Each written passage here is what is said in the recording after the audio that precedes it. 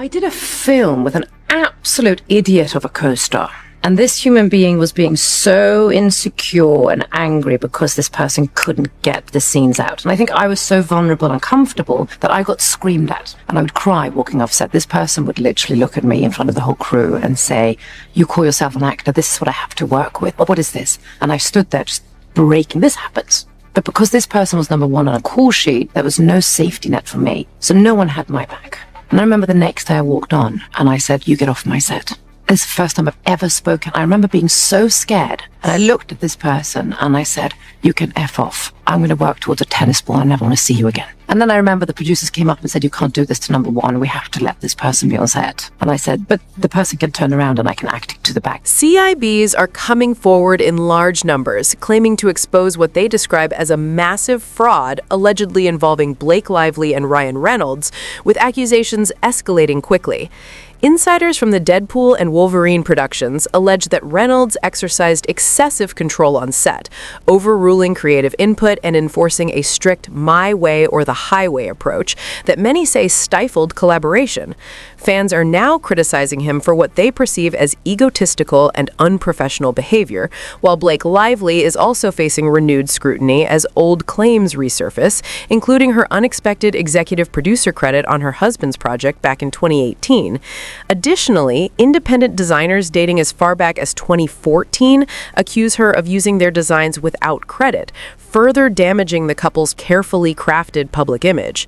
As allegations of idea theft, broken promises, and manipulation continue to surface, along with their long-standing feud with Justin Baldoni, the once celebrated narrative of Hollywood's sweetest power couple is beginning to unravel, revealing what insiders describe as a far messier reality behind the scenes. The industry's most petty and calculated scammers may finally be facing exposure as their carefully constructed image begins to crack, and Blake Lively's controversial history stretches further back than many realize.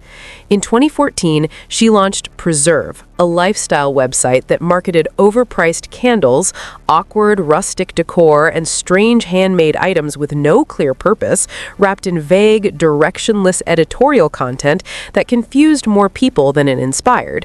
The brand, widely seen as an attempt to sell expensive hipster aesthetics to millennials, collapsed quickly, shutting down in 2015, after which Blake claimed it was simply ahead of its time and framed herself as a misunderstood visionary. However, behind-the-scenes allegations tell a different story, with small creators claiming she placed sample orders under fake names, copied their designs, and disappeared without credit or follow-up. The timeline supports the claims, as Preserve launched in mid-2014 and was defunct by late 2015, and Blake later admitted in Vogue that the project launched too early and failed to make any meaningful impact, either creatively or commercially.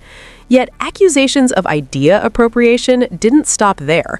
By 2017, when she was set to star in CBS Films' The Husband's Secret, an independent writer alleged that their earlier script had been quietly reshaped into the very film Blake was now leading, a claim that never gained mainstream coverage due to the industry's reluctance to challenge A-listers. Adding fuel to the controversy, an old interview resurfaced in which Blake openly bragged about taking control of projects from producers and directors, reinforcing claims that she wasn't just acting in The Husband's Secret, but actively asserting creative power behind the scenes. She also managed to secure an executive producer credit on The Husband's Secret, a title in Hollywood that often reflects influence and status more than actual hands-on work, reinforcing a pattern that many find hard to ignore.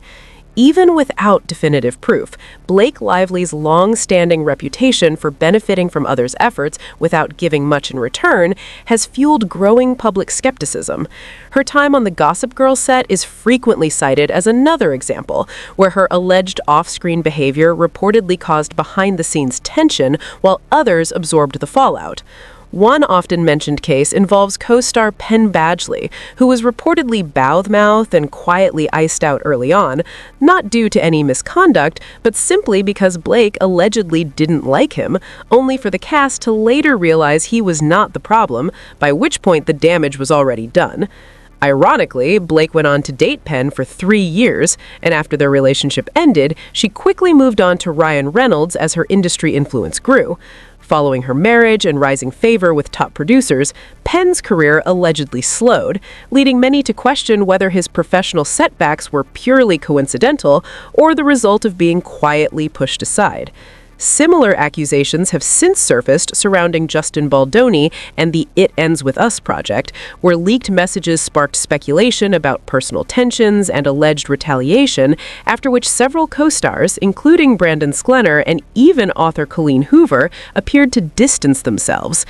Adding to the pattern, Blake's real-life relationship with Gossip Girl co-star Leighton Meester was reportedly distant and strained, sharply contrasting the close friendship their characters portrayed on screen. Recently saying that Leighton and I were frenemies. And it's frenemies. Is that the new term, frenemies? Yeah, we're friends, but we're also enemies.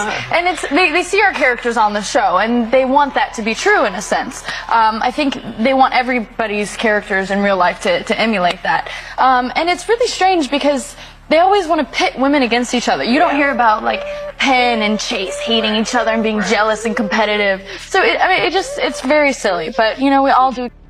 One thing often noted about Blake is her ability to strategically lean into certain narratives when it benefits her. And according to Gossip Girl executive producer Joshua Safran, her relationship with Leighton Meester was far less friendly than it appeared on screen.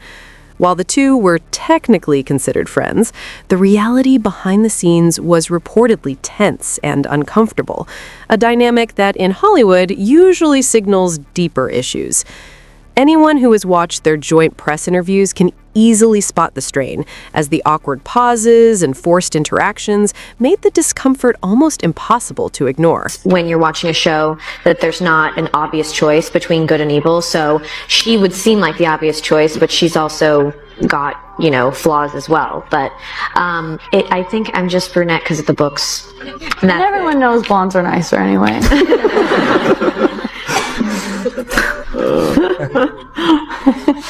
Over there. Moment by me.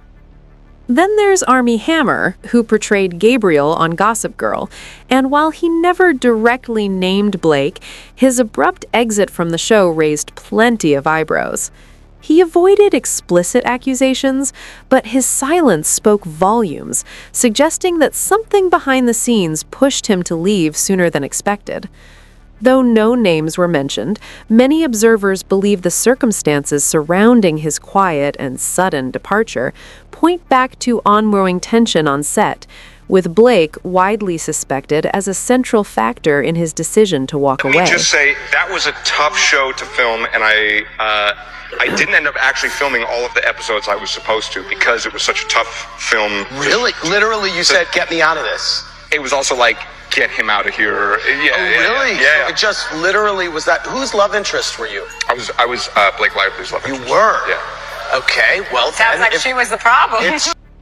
At this point, it increasingly sounds like she was the common denominator. And honestly, is anyone still surprised by Blake's long-standing diva reputation? One of the most talked about examples is her alleged feud with Anna Kendrick, which became painfully obvious during the press tour for A Simple Favor. What was meant to be lighthearted promotion quickly turned into an awkward, low-key Cold War, with tension so thick it was impossible to ignore.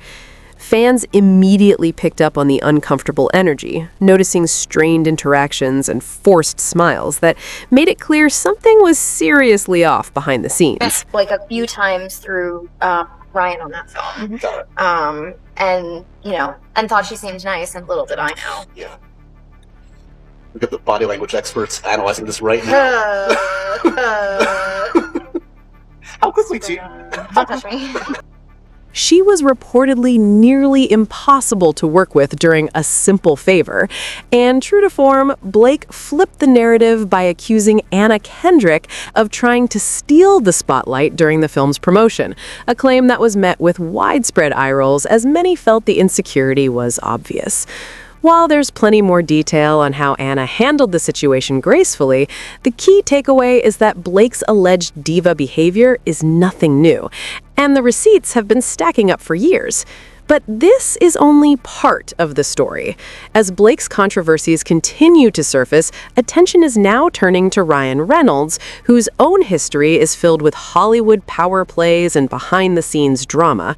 Several industry insiders are finally speaking out, starting with Tim Miller, the original Deadpool director, who openly stated that he left the franchise specifically because of Ryan.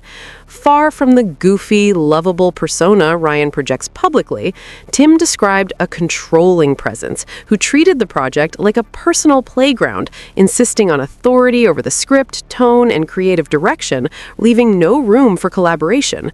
When Tim pushed back, Ryan allegedly enforced a strict my way or the highway approach, prompting Tim to walk away, later explaining that while debate is healthy, creative work becomes impossible when one side refuses to budge.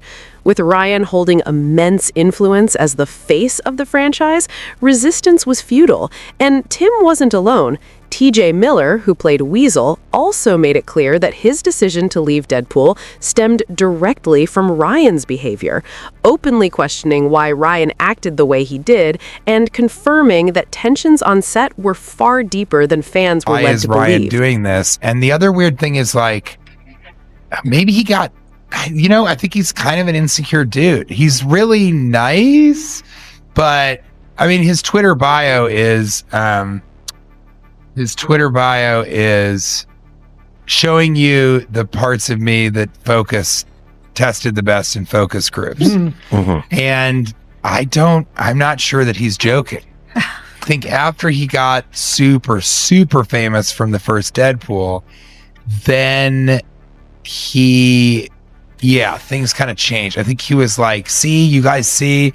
And then I think I don't know. I mean, would I work with him again? No, I would not work with him. Unlike Tim Miller, who exited quietly, TJ Miller came in loud with receipts, openly stating he would rather walk away from a massive paycheck than ever work with Ryan Reynolds again, describing not playful banter, but outright disrespect and public humiliation on set, all driven, in his view, by Ryan's ego and need to remind everyone who the star was. That pattern allegedly extended beyond male co-stars, as Morena Baccarin, Ryan's on-screen love interest in Deadpool, saw her role drastically reduced in the sequel amid rumors of behind-the-scenes fallout, after which she appeared to be quietly iced out of promotions and premieres, reinforcing the idea that pushing back against Ryan leads to exclusion. Similar stories have surfaced from reality stars and rising actors alike, including a Jersey Shore cast member naming Ryan as one of the rudest celebrities she'd met, and Rebecca Ferguson recounting a nightmare co-star who berated her on set, never naming names but ruling out Tom Cruise and Hugh Jackman, prompting many to connect the dots given Ryan's reputation. Even long-time industry friendships seem to have faded, with once close ties to Jake Gyllenhaal disappearing without explanation, while directors, producers, and insiders increasingly describe Ryan as someone who steamrolls creative input and turns every project into The Ryan Show. Public jabs from figures like Quentin Tarantino questioning the cultural relevance of Ryan's films, Chris Columbus rejecting his attempt to reimagine Home Alone as a stoner comedy, and fellow actors openly dismissing his work have only added fuel to the fire. The pattern appears to extend into his personal life as well, with Scarlett Johansson subtly hinting that Ryan struggled with insecurity during their marriage as her career soared, echoing the same ego-driven tensions described by co-stars and collaborators. Taken together, their repeated accounts paint a picture that's hard to ignore. While Blake Lively and Ryan Reynolds may project a flawless image publicly, behind the scenes, the cracks are widening, the stories are aligning, and Hollywood is no longer pretending not to notice.